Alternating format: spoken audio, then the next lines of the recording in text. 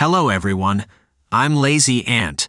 In our last video, we discussed the story of the goddess NuWa creating humans in Chinese mythology. We also talked about the shift and phenomena of the matriarchal society behind these myths, leading to the creation of these legends and their various impacts. In this video, we will delve into Chinese history and discuss the story of Tang. Tang was the founding monarch of the Shang Dynasty, also known as Lu. Ancient texts record that Tang had 7 names: Tang, Sheng Tang, Wu Tang, Shang Tang, Tian Yi Tang, and Lu. To avoid confusion, we will refer to him as Tang from here on. Tang was the original leader of the Shang state. After marrying into the Youxin clan, he appointed the virtuous officials YiYin and ZhongHui to assist him. With Bo as his base, he actively governed the country and prepared to overthrow the Shang Dynasty. The emperor of the Shang Dynasty, Jia, is a famous tyrant in history. We have a detailed explanation of Jia's story in our 9th video. Tang is a revered ancient sage king in Confucianism, known for his benevolent virtues and has been passed down through the ages.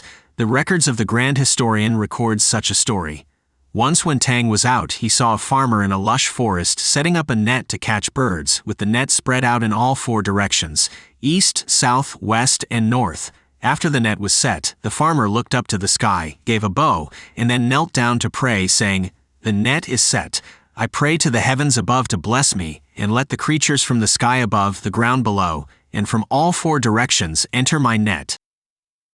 After hearing this, Tang remarked with deep emotion, "If one were to spread the net like this, all the birds and beasts would be completely captured.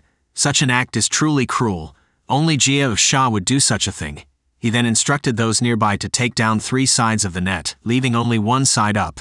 Tang too knelt down and prayed to the net, saying, "Those that fly in the sky and walk on the ground, if you wish to flee to the left, fly left, if to the right, fly right. Those who disobey, venture into the net." After finishing his prayer, Tang stood up and said to the farmer and his followers, "Even when dealing with birds and beasts, one should have a benevolent heart. We shouldn't attempt to catch them all. Those that don't heed the will of heaven are the minority, and those are the ones we should aim to catch." After the nobles heard about this incident, they all praised Tang, saying, "Tang truly is a benevolent king." The farmer was deeply moved by Tang's action and, following his example, took down 3 sides of his net, leaving only one side up. This became the origin of the idiom "to open one side of the net," passed down to later generations. The book Lushi Chunchu also records the process of Tang sacrificing himself for the people in order to pray for rain. At that time, during Tang's 19th to 24th year of reign, there had been continuous drought for 5 years, resulting in crop failures.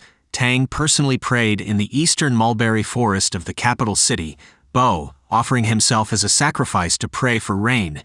He trimmed his hair and nails, took a purifying bath, and then sat upright on firewood, preparing to immolate himself as an offering to the heavens. Ministers and people around him were moved to tears, trying to stop Tang's sacrifice. However, Tang was resolute. He ordered someone to light the fire. Just as he was about to sacrifice himself, a heavy rain fell from the sky, extinguishing the flames and ending the drought. Tang was a monarch who recognized talent, appointing ZhongHui as his left chancellor and YiYin as his right chancellor. ZhongHui and YiYin were 2 individuals with completely different backgrounds and experiences. ZhongHui was a slave master whose ancestors had held official positions in the Shang Dynasty for generations. YiYin, on the other hand, was a slave. From his youth, he led a nomadic life, later becoming a slave gifted to Tang as part of his wife's dowry. However, when Tang recognized YiYin's exceptional talent in statecraft, he unprecedentedly removed YiYin's slave status and entrusted him with significant responsibilities. There's a story illustrating Tang's eagerness to seek talent. Tang wanted to visit YiYin and thus called for the son of the Peng family to drive the carriage. Along the way, the son of Peng asked Tang, "Where do you wish to go?" Tang replied, "I want to see YiYin." The son of Peng said, "YiYin is but a man who was once a slave. Merely summoning him would already be a great favor towards him." Tang responded, "You don't understand. If there were a medicine that could make one's ears more sensitive and eyes brighter, I would gladly consume it. Right now, YiYin is to the Shang tribe what a good doctor and medicine are, and yet you do not wish for me to see YiYin, as if you don't want what's best for me. Consequently, Tang told the son of Peng to step down and no longer allowed him to drive. It was precisely with this mindset that Tang was able to secure the assistance of two wise ministers, ZhongHui and YiYin. Tang first set about putting his house in order, encouraging the people of his territories to focus on agriculture and animal husbandry.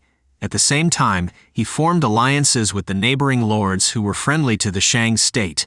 Under Tang's benevolent leadership, and with the support of ZhongHui and YiYin, several lords gradually defected from the Shang Dynasty and pledged allegiance to the Shang. Soon, the number of these vassal lords increased to 40, significantly amplifying Tang's power and influence. To prepare for the overthrow of the Shang Dynasty, Tang, 15 years into the reign of Jia of Sha, relocated the capital of the Shang state to Bo. There, he constructed a new capital city, stockpiled grain and fodder, gathered troops, and trained an army, setting the stage for favorable conditions for the battle against the Shah.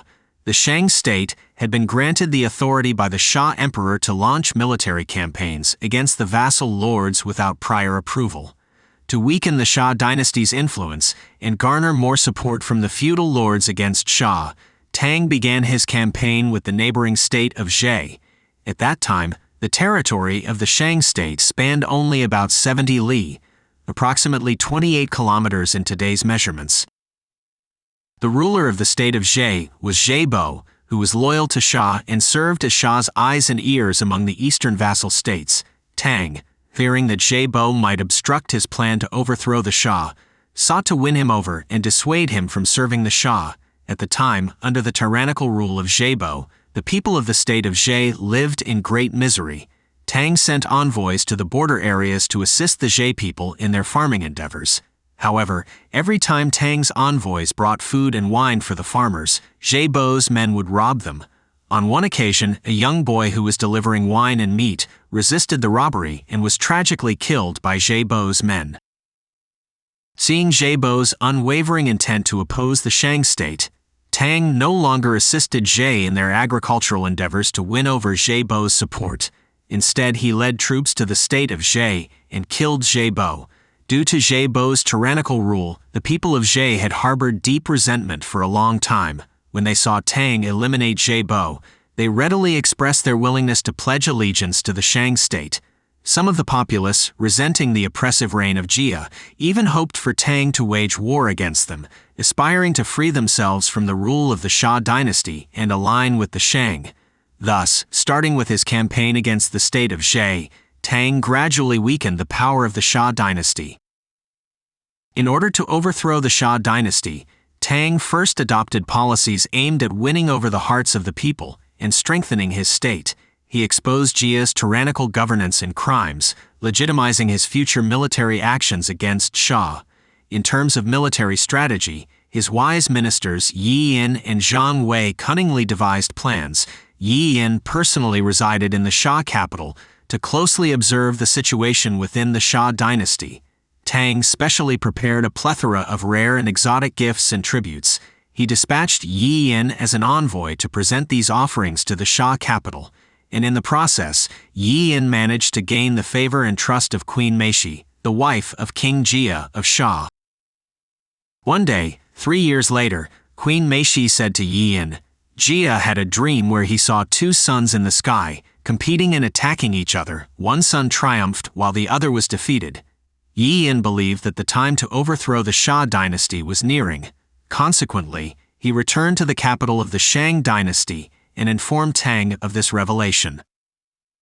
YiYin said to Tang, "The Shah dynasty has been established for over 400 years, and its emperor is a revered sovereign throughout the land. Even though Jia is tyrannical and unjust, stirring up the anger of the people, he still holds prestige among the feudal lords. Now is not the time to wage war."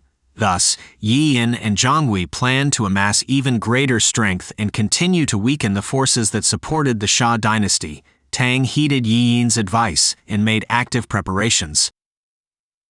What preparations did Tang make, and how did he ultimately overthrow the rule of the Shang Dynasty to establish the Shang Dynasty?